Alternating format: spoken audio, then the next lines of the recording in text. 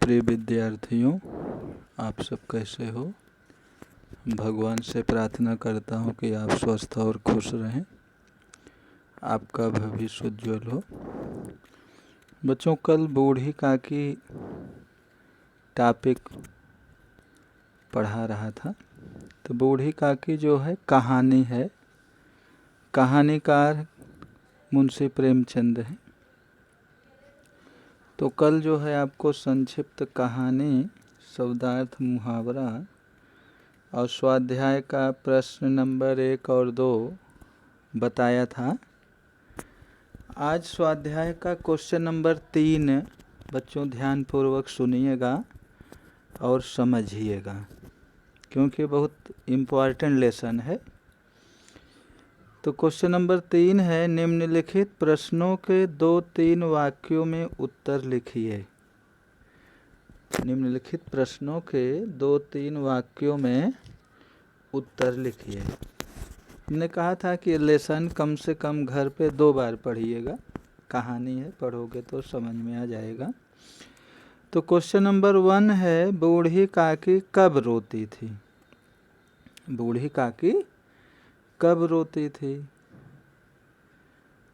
बूढ़ी काकी जमीन पर पड़ी रहती थी। उनके हाथ और पैर जवाब दे चुके थे। जवाब दे चुके थे यानी उनके हाथ और पैर काम नहीं करते थे। घर वाले कोई बात उनकी इच्छा के प्रतिकूल करते, भोजन का समय टल जाता, कम भोजन मिलता, बाजार से कोई वस्तु आती और ना मिलती तब वे रोने लगती थी। यानी बूढ़ी काकी कब रोती थी?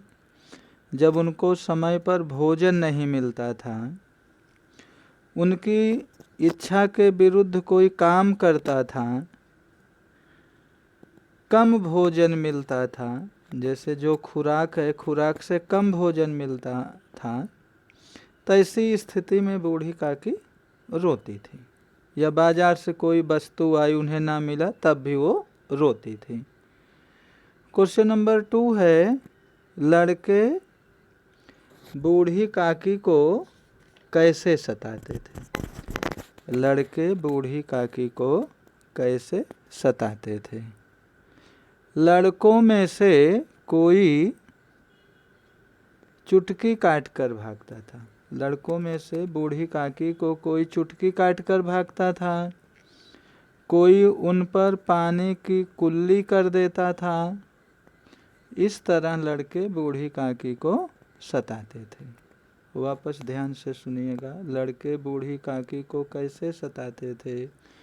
लड़के बूढ़ी काकी को चुटकी काट कर भागते थे, कोई उन पर पानी की कुल्ली कर देता था। इस तरह लड़के बूढ़ी काकी को सताते थे, परेशान करते थे। प्रश्न संख्या 3 है, बूढ़ी काकी की कल्पना में पूड़ियों की कैसी तस्वीर नाचने लगी?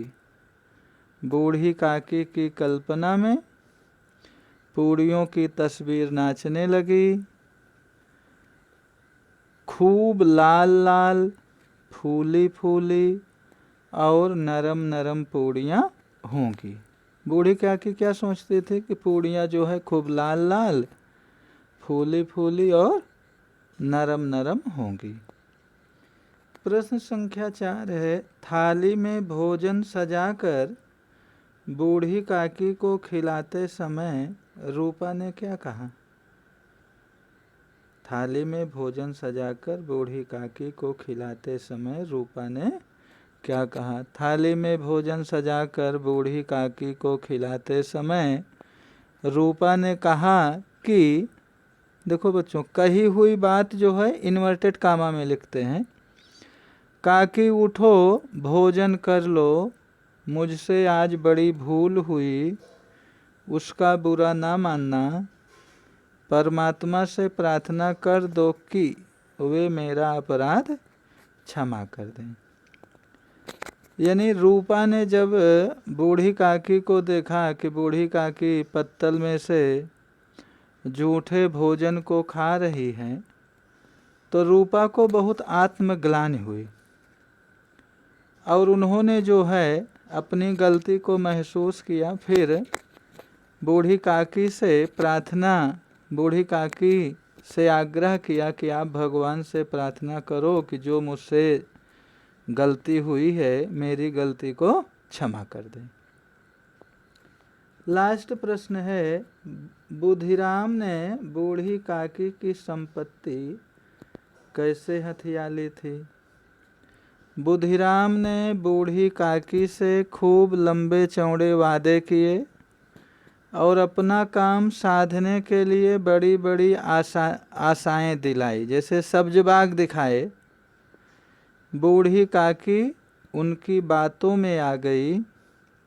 इस तरह बुधिराम ने बूढ़ी काकी की सारी संपत्ति लिखवा ली थी, सारी संपत्ति हथिया ली थी।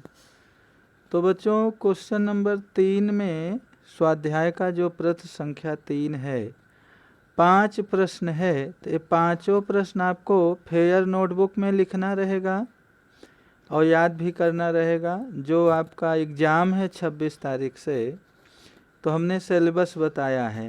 पोयम रिलेटेड क्वेश्चन आंसर आएंगे, पोयम पार्ट से आएगा, तो भी आपको साथ में तैयारी करना है। तो आज का आपका यही लेसन रहा। Thank you.